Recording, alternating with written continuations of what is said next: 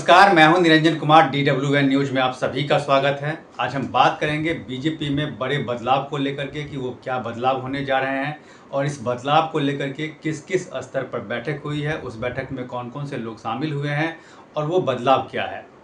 तो आप सही समझ रहे हैं, हम बात कर रहे हैं बीजेपी के राष्ट्रीय अध्यक्ष के चुनाव को लेकर के, क्योंकि अभी तक वर्तमान समय तक बीजेपी के राष्ट्रीय अध्यक्ष जगत प्रकाश नड्डा यानी कि JP नड्डा हैं, जो जनवरी 2020 से अध्यक्ष पद की कमान संभाले हुए हैं। इनका कार्यकाल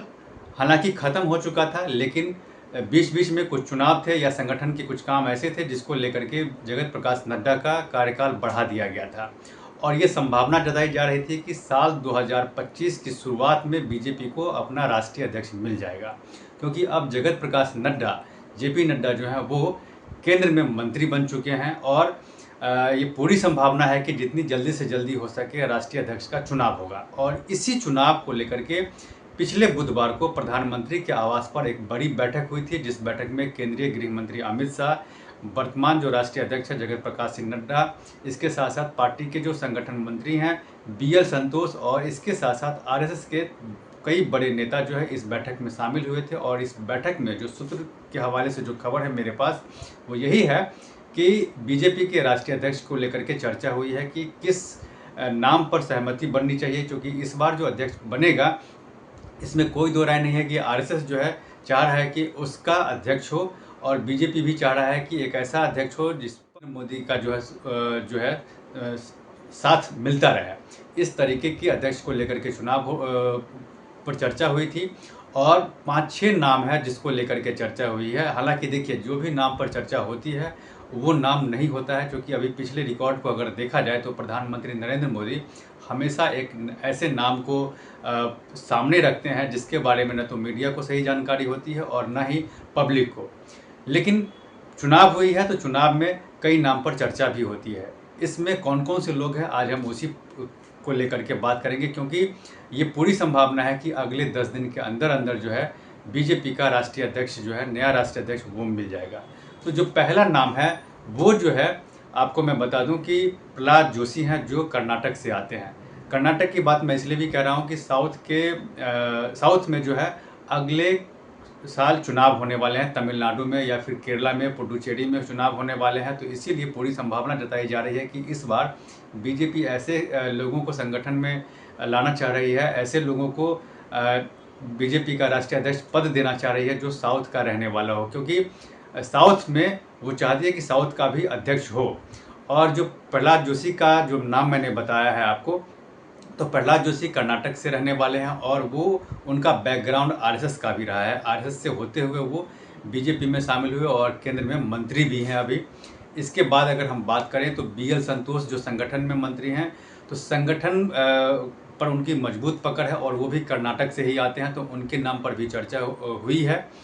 दूसरी बात, केंद्र में ही मंत्री हैं धर्मेंद्र प्रधान, जिनको भी पार्टी और संगठन पर अच्छी पकड़ है और उड़ीसा से रहने वाले हैं और वो वर्तमान में शिक्षा मंत्री हैं, तो इनके नाम पर भी चर्चा हुई है। इसके साथ साथ साउथ से ही CT रवि हैं, जिनके नाम पर चर्चा हुई, जो राष्ट्रीय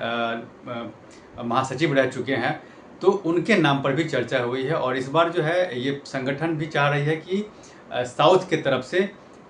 बीजेपी को नया राष्ट्रीय अध्यक्ष मिले। तो देखिए, कई नाम पर चर्चा हुई है, लेकिन हमेशा जिन नामों पर चर्चा होती है वो जो है सीन में नहीं होते हैं। और जो सीन में कई बार क्या होता है कि ऐसे नाम होते हैं जिनको अध्यक्ष बना दिया जाता है या फिर उनको अध्यक्ष की कमान दे दी जाती है। जैसे CT रवि का मैंने नाम बताया कि CT रवि जो है अभी तक उनके नाम की चर्चा नहीं थी, लेकिन अचानक से उनके नाम की भी चर्चा हुई है। दूसरी बात हम मनोज सिन्हा को लेकर के भी करना चाहेंगे, क्योंकि मनोज सिन्हा का भी नाम सामने आया है और मनोज सिन्हा जो हैं वो अभी जम्मू कश्मीर में जो है राज्यपाल की भूमिका में हैं,